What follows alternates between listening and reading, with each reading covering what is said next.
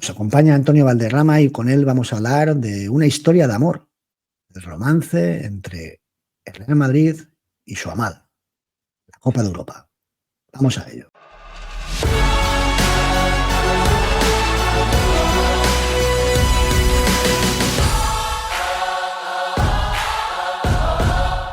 Hola a todos, hoy estamos de nuevo con Antonio Valderrama. Muy buenas, Bienvenido, Pepe. Antonio. Encantado de estar aquí otra vez. Y en un momento muy especial. Estamos Bueno, a días de que llegue el gran momento, ¿no? Ese momento que en anhelamos todos los vísperas. madridistas. Estamos Exacto. casi en capilla ya. Que te había reunido, había convocado para hablar de la Copa de Europa, que es a fin de cuentas, pues eso, lo que da sentido a la vida del madridista, ¿no? La historia del madridismo es un canto de amor perpetuo por la Copa de Europa. Es una historia de amor, sí, sí. Y es lo que nos hace felices y aquí estamos, ¿no? Vamos, yo no se puede definir mejor, es una historia de amor Eso es. que marca el tono emocional de Real Madrid, ¿no? El madridista cuando empieza las temporadas, que es que igual otros aficionados igual no lo ven como una rareza o que somos muy pretenciosos o muy... No, cuando empieza la temporada, el madridista está mirando a esa final.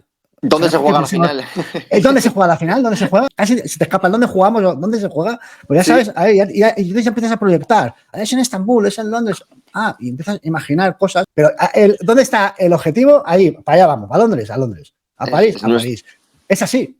Es nuestro horizonte emocional, porque al final, bueno, en mi caso, hablando personalmente, que cada vez voy sintiendo más desapego por el fútbol, pero es lo que me mantiene muy conectado, no solo con el Real Madrid, sino con este juego tan antaño, tan maravilloso que era el fútbol.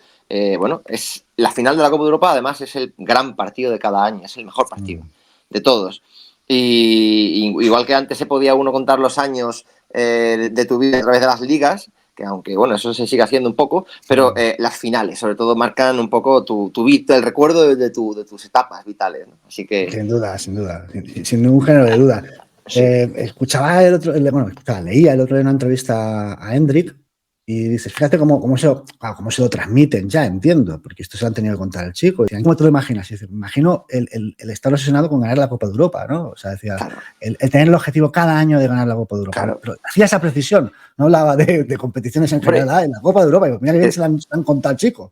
Es que Hendrik, ¿qué edad tiene Hendrik? No tiene 20 años todavía, ¿no? Tendrá 17. No, tiene 17 años. Bueno, pues el Real Madrid lleva desde 2011 hasta hoy, 2024, en estos 13 años, 14 años, hemos dejado de jugar las semifinales de la Copa de Europa un par de temporadas solo. Entonces Hendrik ha vivido su última década, la década de que le ha hecho hombre, que le está haciendo hombre, pues es normal, es habitual ver al Real Madrid llegar a la final o a las semifinales.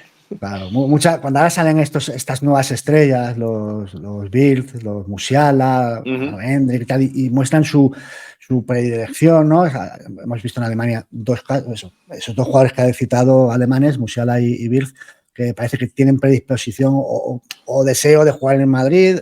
Hendrik, bueno, es normal, lo acabas de decir. Es que ellos, su niñez, ahora son jóvenes todavía, algunos incluso todavía son adolescentes, es que ellos desde que tienen mucho razón solo han visto al Madrid jugar finales o semifinales de Copa de Europa, lo máximo, ganarlas, claro. Entonces, y eso es un legado que se lo debemos al Madrid de los jerarcas que construyó Florentino a partir de 2009. Es un legado que, bueno, estamos viendo que esta ya va a ser la segunda final que van a jugar Valverde, Vinicius, que son un poco, que ya son viejos comparados con Hendrik, pero siguen siendo muy jóvenes. Y claro, pues, y es una cosa que se va perpetuando y va perpetuando la grandeza y el mito que es este Real Madrid. Claro, incluso los menores de 20 años pues ya van perdiendo o no han tenido noción de aquel Barça de Messi, que sí habrán visto al Barça de Messi, pero han visto al Barça de Messi perdedor. O sea, que decir, no han visto ese Barça grandioso, ya no lo han vivido. O sea, no saben, le habrán hablado de él, pero no hemos metido una década prodigiosa entre el recuerdo de la era Messi y el presente. Hemos metido ahí la década... La década que para mí, te lo decía el otro día en el vídeo que nos pediste a todos un testimonio para despedir a Kroos, para mí es el mejor Madrid de la historia. Yo no vi el Madrid de Stéfano, pero yo creo que es superior por todo. A contarlo ahora, esa historia de amor. Evidentemente hay un Madrid primigenio, que siempre desde este canal no denunció, no sé si la palabra denuncia. Reivindicamos que Madrid tuvo una historia primigenia de 50 años, casi la mitad, cuando menos un tercio, no, la mitad, casi. Sin la cual no podemos entender todo lo que vamos a hablar hoy.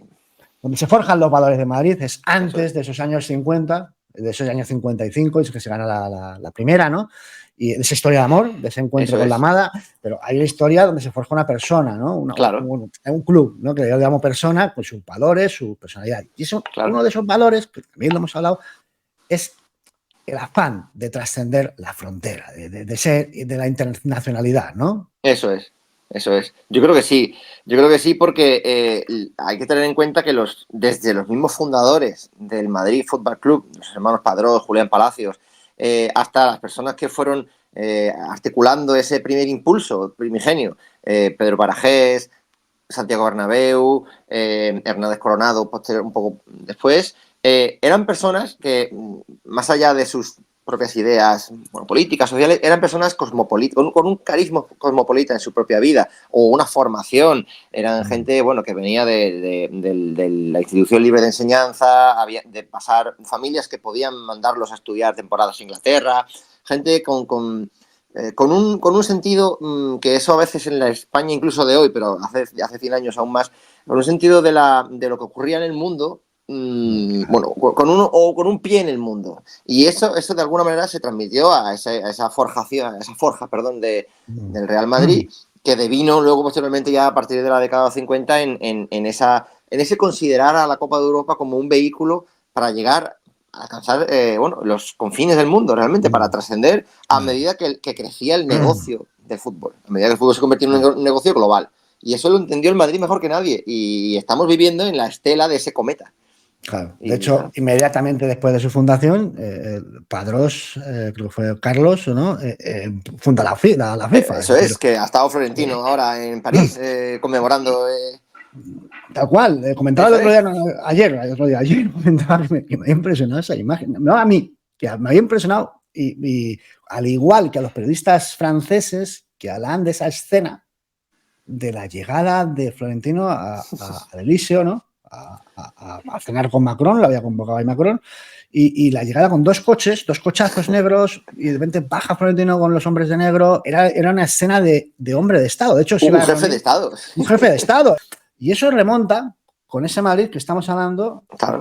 Creo que tú conoces la historia de Padrós con el primer partido internacional, ¿no? Que disputó el Madrid. Sí, contra el Racing de París, aquí en Madrid, en el año 13, si no tiro de memoria, pero creo que fue el año 13. Sí. Primer partido amistoso que jugó el Madrid con otro equipo de fuera de España, claro. Sí. Lo digo porque lo he leído de un texto tuyo, ¿vale? Y entonces te contabas que es Padrós el que tiene contacto en una reunión con el presidente de Francia, que no sé cómo se llamaba, pero tiene contacto con el presidente de Francia y acuerdan ese partido. Pero eso es un encuentro entre el presidente de Real Madrid y el presidente de la nación francesa.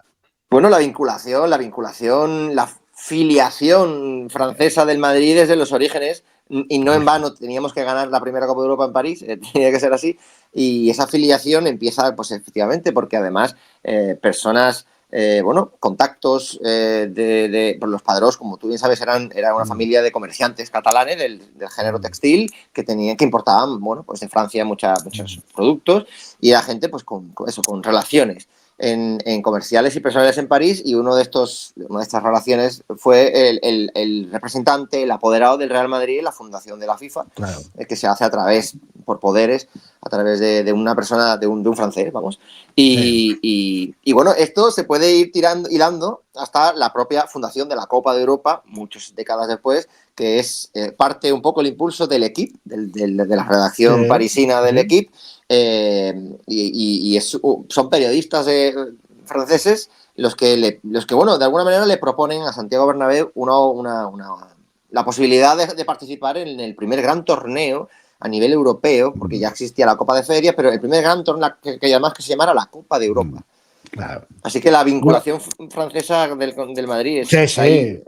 De hecho, antes has mencionado un dato que habrá que profundizar algún día más, que es el hecho capital que supuso la institución libre de enseñanza en la fundación de Real Madrid, como gran parte surgimos de ahí.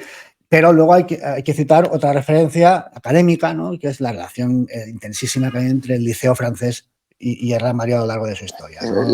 La asociación, bueno, en francés no lo pronuncio bien, pero la Asociación Esportiva Amicale, que eran unos alumnos o exalumnos del Liceo francés, también están dentro del embrión, de la fundación embrionaria del Madrid Fútbol Club. Claro. Entonces, vamos a llegar a ese periodo, a cómo el Madrid conoció a esa chica, ¿no? La primera cita, ¿no? La primera cita, el primer guateque fue ahí, en ese guateque que se organizó en Francia, en París, y es un dato capital, porque es que la gente tiene que ponerse en situación de que es o sea, que no es un acto deportivo, es un acto político. Bueno, el Pardo Franco se niega, dice, no, vamos, se opone, sí. Claro, es normal, había un aislamiento y de repente llegan aquí unos señores y dicen, vamos a organizar una competición incluso con los países del este. Claro, es que claro. Algo tremendo. Es que a veces se tiende a olvidarse por completo todo el entorno geopolítico y la situación geopolítica, cómo estaba el mundo en el año 55, que es cuando empieza la Copa de Europa. España estaba, todavía estaba saliendo, pero todavía estaba aislada políticamente en la posguerra mundial, pues era el último régimen que quedaba en Europa Occidental que había tenido vínculos muy fuertes con las potencias del eje, perdedoras de la Segunda Guerra Mundial. Entonces, España era pues un apestado internacionalmente. Claro. Y la fundación de la Copa de Europa se enmarca en el contexto de la creación de lo que luego acabó siendo la Comunidad Económica Europea, la Unión Europea actual, y es un vector de democratización y de internacionalización. Es un vector de europeísmo, por llamarlo de alguna manera. Y claro, en el Pardo no hacía mucha gracia todo este asunto. Luego se vio el potencial que tenían las victorias españolas en la Copa de Europa, el potencial que tenía de aperturismo al exterior del régimen, claro. Y el régimen franquista intentó, por supuesto, capitalizar y patrimonializar las victorias del Real Madrid. Se manda un telegrama, de hecho, desde el Pardo al Bernabéu, a las oficinas del Real Madrid, diciendo que no les dejan. Y Bernabéu dice, contesten, que ya me lo pueden prohibir, que yo voy a coger un coche ahora y me voy para París. Si me quieren, párenme en la frontera, pero yo voy. Que de hecho el Madrid participa en esa primera edición de la Copa de Europa por renuncia del Barcelona, porque le correspondía a los campeones de cada liga. Y el Madrid no era el campeón de la Liga Española, pero el Barcelona estaba muy involucrado en la Copa de Ferias. De hecho, a la UEFA tampoco le hacía demasiada gracia esta nueva Copa, porque quería potenciar más ese torneo que ya existía previamente. Y es Bernabéu el que toma al vuelo la ocasión. Si el Barcelona, si no hay ningún representante español, pues somos nosotros, claro. Pero es importante significar eso. El Madrid o Bernabéu va allí a fundar una competición que se basa en una competición que la juegan los campeones de liga. Eso es. Es importante porque el Madrid no había ganado muchas ligas. No, y aparte, la circunstancia. Llevaba 19, desde el año 32 sin ganar una liga, un torneo de campeonato nacional de liga. Desde el año 32. Pero era la primera. No, el Madrid gana 2 seguidas durante la República, creo que era la del 32-33, me parece, tiro un poco de memoria. Y luego en aquel primer Gran Madrid dorado, fue el de los años republicanos, y desde entonces hasta, pues eso, fueron 19 años, me parece, que tarda en ganar la Liga. Cuando él quiere fundar esa competición de campeones de Liga, el Madrid lleva muchos años que en sequía, y quiere fundar esa competición, la has destacado, y lo vuelvo a reincidir, es el Barcelona el que renuncia. Y también renuncia, y hay que decirlo, porque el Barcelona, porque claro, la imagen siempre del Madrid como cercano al poder, el Madrid como equipo del centralista, del centralismo, cercano al Pardo, bueno, es el Barcelona el que renuncia y también en parte por no molestar al poder. El Barcelona, los dirigentes del Barcelona, que como tú bien sabes, han tenido en la época, durante la dictadura franquista, tuvieron bastante amistad y cercanía con las autoridades nacionales, no quiere molestar. Y sabe que ir a París y fundar esta competición y participar en ella, pues podría llegar a perjudicar un poco sus relaciones políticas con el Pardo, con Franco, vamos. ahí se ve un poco la diferencia de la visión, ¿no?, histórica de unos y otros. Claro. Como Bernabéu, incluso en contra de sus propios intereses, proyecta una competición que rara vez iba a disputar, hasta al menos si tenemos en cuenta la historia que tenía, pero la proyectan con una visión larga, y el Barcelona apuesta por la Copa de Feria. Pues ya se ha visto quién tuvo la visión más clara, ¿no? Y bueno, pues insistimos, la conforman 15 países, comienzan 15 países en la competición, se adhieren, digamos, a esa competición. Curioso que el Madrid recibe 2 votos, se designa un presidente, 2 vicepresidentes, uno de los vicepresidentes del Bernabéu, que recibe los votos de todos los países, menos creo que de Yugoslavia, pero los otros 2 países de la Europa del Este que participan en esta competición votan a Bernabéu. Los 2 aliados de la URSS o del otro lado del muro, vamos. No, votan a Bernabéu como vicepresidente. Y bueno, y comienza pues una historia maravillosa, ¿no? Eso es. Que todavía seguimos viviendo, vamos. Claro. Entonces, antes decías que este es el mejor Madrid de la historia. Pero ahí es la historia del amor. Pero ahí es el flechazo. Es decir, el Madrid empieza la competición y se produce un flechazo desde el primer momento. Solo hay que ver las celebraciones de esa primera Copa de Europa en Madrid, ¿no? Eso es. Además es que la Copa de Europa supuso también para España, pues eso, era una apertura, porque al final, en aquellas primeras ediciones eran los propios equipos los que la UEFA actuaba un poco más bien de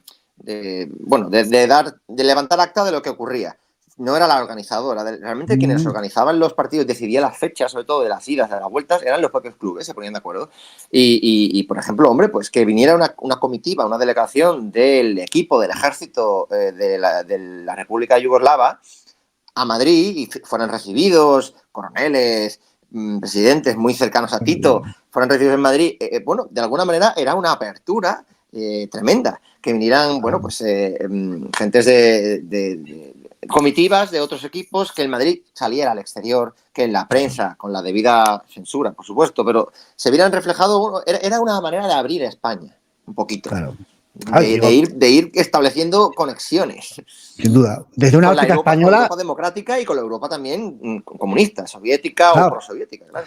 Pero en este último nivel, ya no desde una perspectiva solo española, sino europea. Es decir, que también desde una perspectiva española, evidentemente, una apertura al mundo, claro, pero desde una perspectiva occidental, era una primera apertura al otro lado, al telón, a dar el salto al telón de acero, ¿no? Claro. Saltaban el muro, cosa que tampoco estaban acostumbrados, era algo transgresor del todo. Cuando el Madrid jugaba contra el Partizan en Belgrado, en aquel famosísimo, el primer gran episodio de la leyenda europea del Madrid, pues hacía también eso, pues más de 20 años que no iba ningún tipo de equipo deportivo español a jugar a Yugoslavia, por ejemplo. Se van, de hecho, un poco antes, creo que la selección española fue descartada, porque las Eurocopas también se celebraban así, hasta las semifinales y final, se celebraban también en las primeras Eurocopas en países, o sea, no era en un torneo unificado en un único país durante un mes. Y la selección española renunció a jugar poco antes de aquel partido, de la primera eliminatoria de la Copa de Europa. Pues no fue a jugar allí porque era un país de rojos y no iba a ir a jugar a la selección española allí, claro. De hecho, luego, claro, el régimen no es que ceda. El régimen lo que hace, el régimen sí que utilizó el Madrid. De hecho, por supuesto, lo intentó, claro. Y una de las cosas que hacen, que no es que Madrid acceda, claro, ¿qué vas a hacer? O sea, era que una vez que se inician las competiciones y el Madrid va viajando y viajando, una de las cosas que sí que hace el Madrid, porque bueno, no tiene opción, es una dictadura, y entonces es que el régimen preguntaban tal cual, incluso el propio Franco, habían reuniones y eso lo llevó más que nada a esa puerta. Nunca hubo una relación buena, positiva entre Bernabéu y Franco, es mentira. Es más, fue por momentos muy tensa, como hemos dicho en ese episodio. Franco tuvo muy buena relación con el ejército, lo sabemos. Una relación de rechazo absoluto a la falange, a los falangistas. Sí, bueno, claro. ¿Vale? De hecho, les puso una boina roja, o sea, se coló uno en la directiva. Claro, se coló uno en la directiva a lo largo de la historia, uno, y lo expulsó al saber que había sido falangista, lo expulsó. Cosa que otros clubs que nos critican mucho, sobre todo los dos que más antis que tenemos, los dos más rivales principales en España, no pueden decir, que no tuvieron falangistas. No. Y con Franco fue una relación bueno, que había que llevarla porque era un régimen, tenían que llevar todos los clubes, el Barça, el Madrid, todos. Era inevitable. Era inevitable. Y la vehiculó, digamos, Saporta, porque Franco no se llevaba bien, era Saporta el que sí tenía esa relación. Entonces, ¿qué hacía? El régimen preguntaba, bueno, ¿qué habéis visto? ¿Cómo es aquello? O sea, rollos así, como si fueras a la luna. ¿Qué hay? ¿Cómo ha sido? ¿Habéis ido a Yugoslavia? ¿Habéis ido a tal?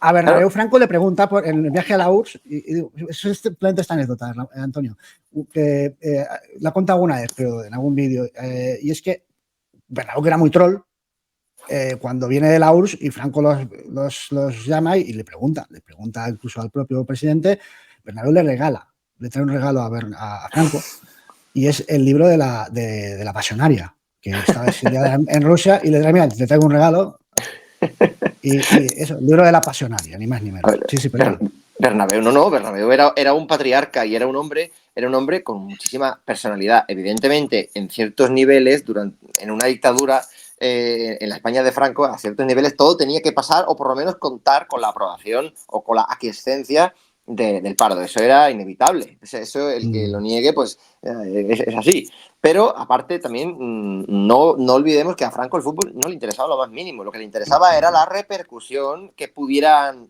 tener en clave proyección de la imagen de España. A partir de, bueno, pues durante la posguerra mundial, pues a España le interesa posicionarse como bastión anticomunista de Europa. Entonces le interesa virar hacia los intereses de Estados Unidos. Entonces le interesa también a Franco, pues el Madrid proyectaba una imagen de una España ganadora, de una España además en la que jugaban un argentino nacionalizado español, un húngaro que venía del otro lado del telón de acero huyendo, Puskás, un polaco nacionalizado francés. El Madrid era un equipo también, es el primer equipo global, el Madrid de Di Stéfano, el Madrid de las 5 Copas de Europa. Entonces, ese éxito de un español, pero español con componentes cosmopolitas, le interesa mucho al régimen decir, oye, también esto es mío, quiero utilizarlo para vender una imagen, bueno, pues eso, abierta y de España de cara a los propios intereses geopolíticos del régimen, claro, es evidente. Claro. Pero el Bernabéu tiene que navegar un poco esas aguas, no puede oponerse, no puede oponerse frontalmente, pero tiene que también establecer un poco, y eso lo hizo muy bien Bernabéu porque era un tipo con una personalidad tremenda, vamos.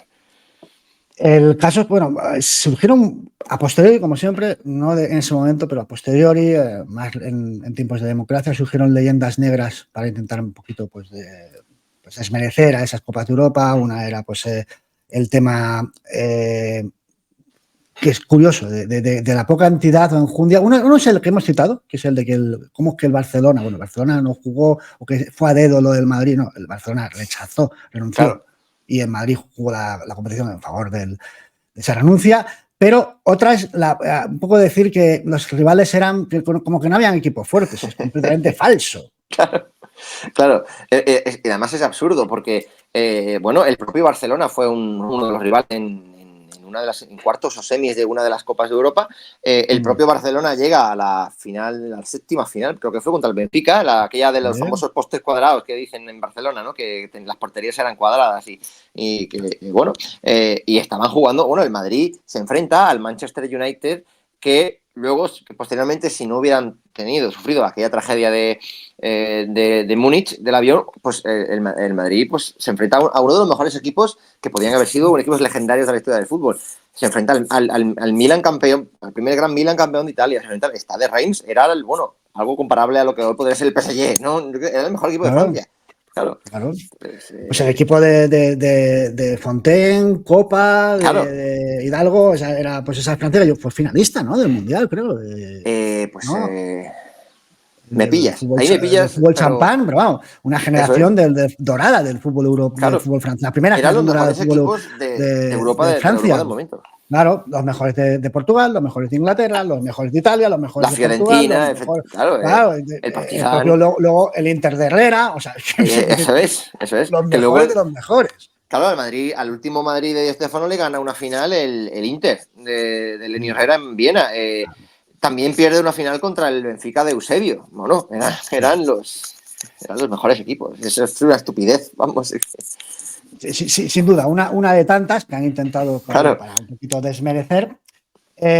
La cuestión, A partir de ahí, el impacto es inmediato. Es decir, tardan muy poco en considerarse esa competición como algo grande. O sea, se ven en las reacciones, evidentemente, el primer ganador es en Madrid, 5 seguidas, pero de todos los participantes y los ganadores sucesivos igual. Se ve que esa es una competición que se consolida muy rápido como una competición grande.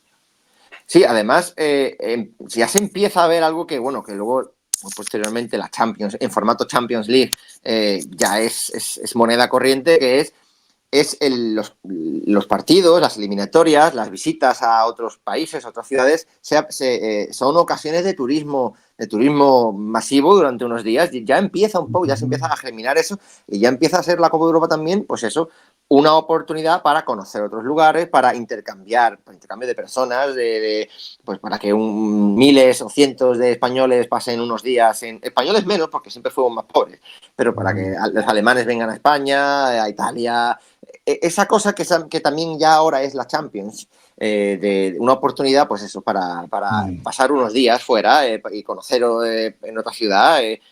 Que eso en la Champions lo ha quinta esenciado, pero ya empieza ahí también. Entonces, por eso hace que la Copa de Europa sea algo más que un torneo de fútbol. Ahí comienza la leyenda de Real Madrid, pues cuando el impacto es inmediato, fíjate, el mítico partido de la BBC después de la final de Glasgow. De Glasgow, ya como emiten cada año en Navidad ese partido, no sé, personajes tan lejanos como Henry Kissinger, pues se hacen de Real Madrid, o sea, gente trascendió a todo el planeta. Churchill.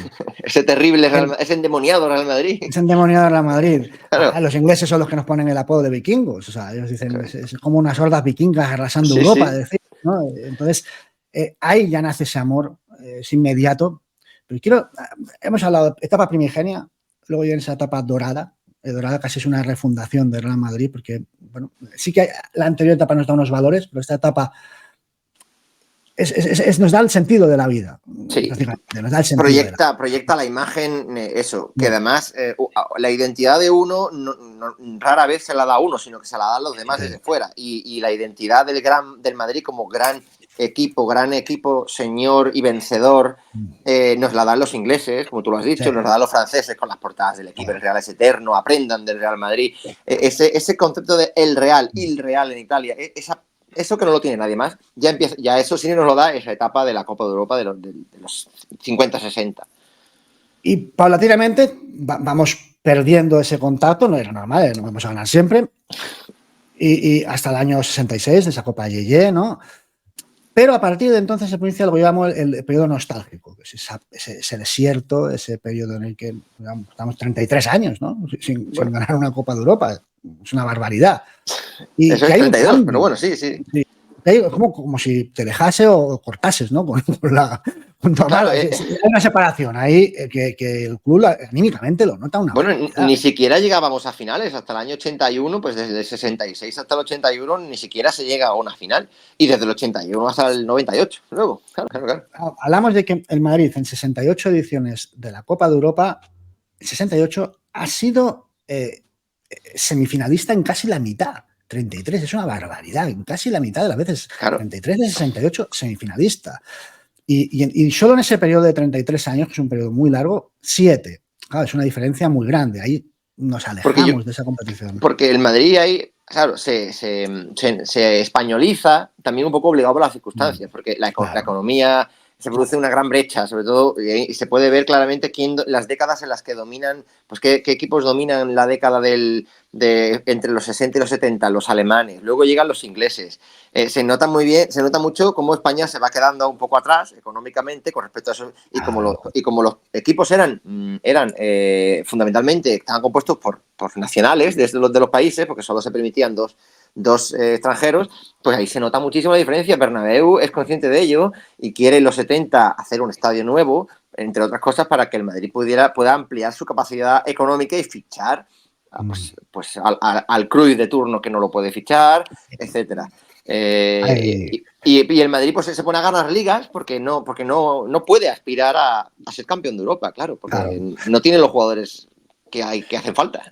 Claro, hay un paralelismo siempre entre lo que sucede socialmente, social, económica y políticamente y lo que ocurre en el fútbol. Claro, El fútbol no es ajeno a la surrealidad para y nada, es ese efecto mariposa. Entonces, esa para nada. autarquía, ¿no?, que hubo, ese Claro, aislamiento que hubo en España, pues se vivió futbolísticamente. Incluso hombre, podemos señalar una cosa, y de ahí ese que me has dicho, lo que has dicho tú antes, el actual, es para ti el mejor Madrid de la historia. Yo también lo comparto. Hay que puntualizar. Quizá el primer Madrid, en la primera época dorada, tiene el mérito de ser la primera, de ser el gesto de la visión larga, de ver que esa competición iba a ser nuestro futuro, nuestro sentido de la vida y ganarlas. O sea, ese primer paso es muy importante. Pero hay que señalar otro aspecto en relación a esto que estoy comentando de esta relación sociopolítica, que es que el Madrid, a fin de cuentas, claro, no es que se aprovechen, ¿no? Pero sí, aprovechan, y el Barcelona también, el Barça de Kubala y tal, que gana esas copas latinas y también estaba ahí en las finales, ¿no?, de Copa de Europa, de los primeros años, de un periodo de Europa. Europa se está levantando. sí, Porque dice, se está levantando. O sea, se inicia un plan Marshall, pero claro. Europa aún no. De hecho, los que estaban más fuertes eran casi los sudamericanos, ¿no? Eran los brasileños y los argentinos.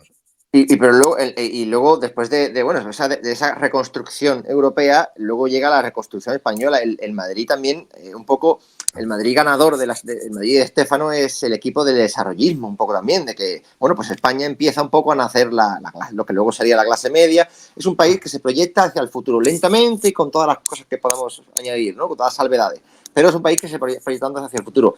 Esto para mí, hace que esta década que ahora estamos viviendo, porque justo ahora, hace 10 años que jugamos la final de Lisboa y 10 años después estamos en otra final y entre medias hemos jugado otras 4.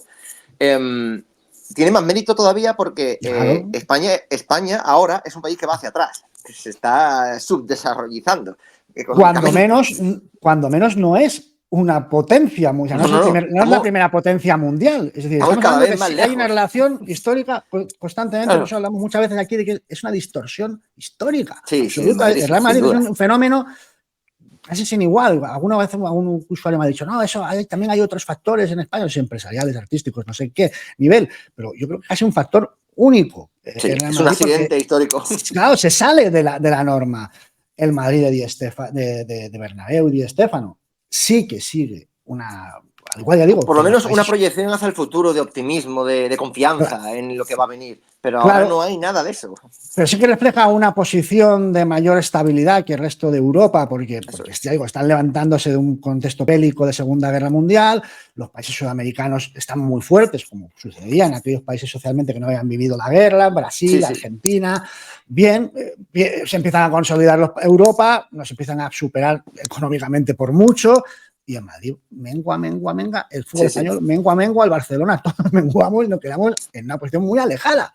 Y de repente aparece ese otro Madrid, ¿no? Entonces, eso por eso digo que lo que hace Florentino tiene un mérito enorme, pero es que sitúa al Madrid fuera de la relación Sí, sociopolítico-histórica del momento que vives. lo Que, emancipa, sí, claro, sí. dice, bueno, es algo tremendo.